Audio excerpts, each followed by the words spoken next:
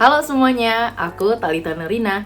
Di video ini teman-teman, aku mau membahas salah satu film Indonesia, atau lebih tepatnya menganalisis, menyampaikan hasil analisis aku terhadap salah satu film Indonesia ini.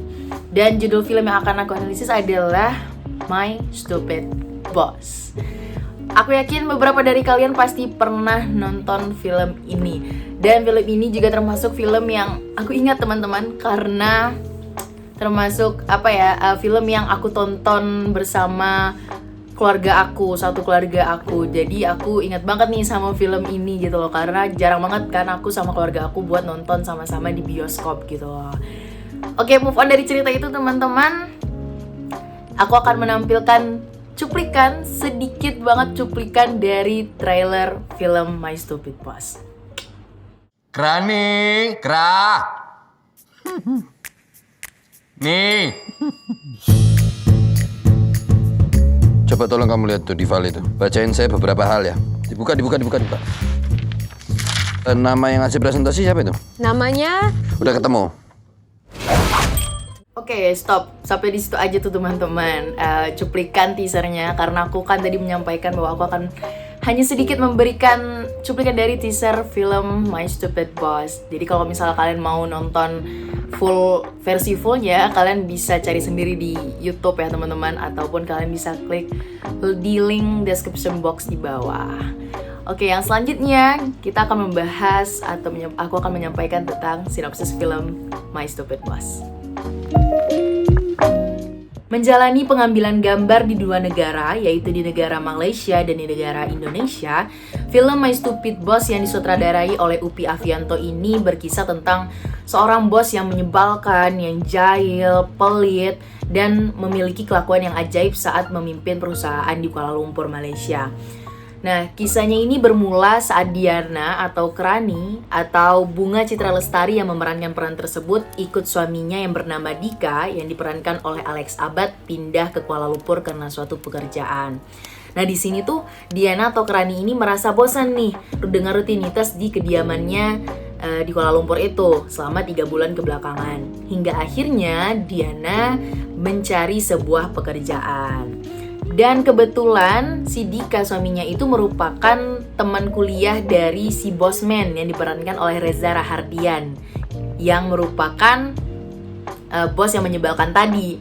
Nah, sewaktu kuliah itu dia merupakan teman suaminya waktu di Amerika.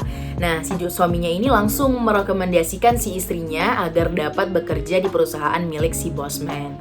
Nah, pada saat itu ya Diana merasa bahwa dia akan merasa nyaman, akan merasa enak jika bekerja di bawah bos yang memang berasal dari negara Indonesia.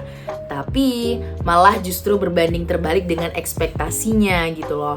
Dan ternyata dia merasa kesal dengan tingkah laku si Bosman ini. Dan ternyata juga bukan hanya Diana nih yang merasa kesal, ternyata hampir seluruh karyawan itu merasa kesal juga nih dengan sikap si Bosman yang kerap kali suka bersikap semena-mena ke semua karyawan. Nah, hingga tiba saatnya si Bosman ini mengajak seluruh karyawan untuk melakukan perjalanan bisnis nih. Nah, di sini di perjalanan itulah semua karyawan termasuk Diana itu berniat untuk mengerjai si Bosman ini.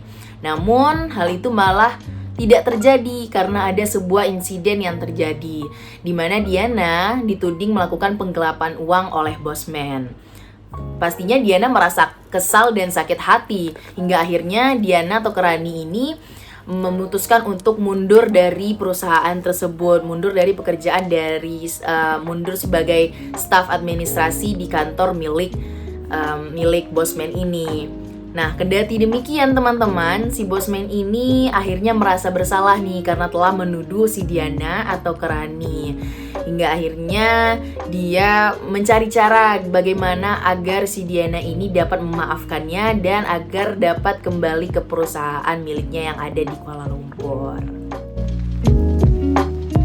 Nah, beberapa kelebihannya itu film ini bisa kita jadikan pembelajaran bagaimana menjadi karyawan yang profesional dan ideal seperti karakter Diana atau yang diperankan oleh Bunga Citra Lestari dalam film tersebut.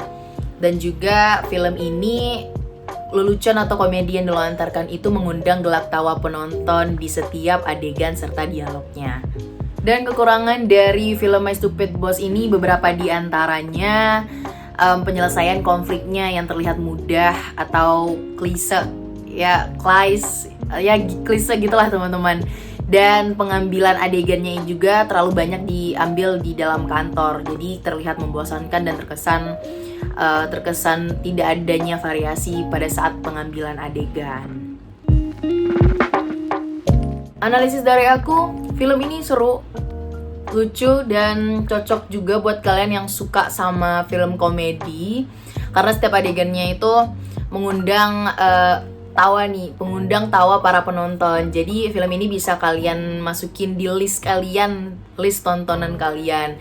Dan film ini juga dikemas dengan baik karena alur ceritanya itu diiringi dengan komedi-komedi yang tidak ada habisnya. Kalau misalnya kita lihat dari sisi pemain, kita tahu Reza Rahardian memang sebagai aktor, cuma dia itu kan jarang banget memainkan peran yang lucu ataupun jarang banget main di film-film komedi gitu loh. Tapi di sini dia mampu untuk memerankan peran tersebut walaupun dia tidak punya latar belakang sebagai pelawak.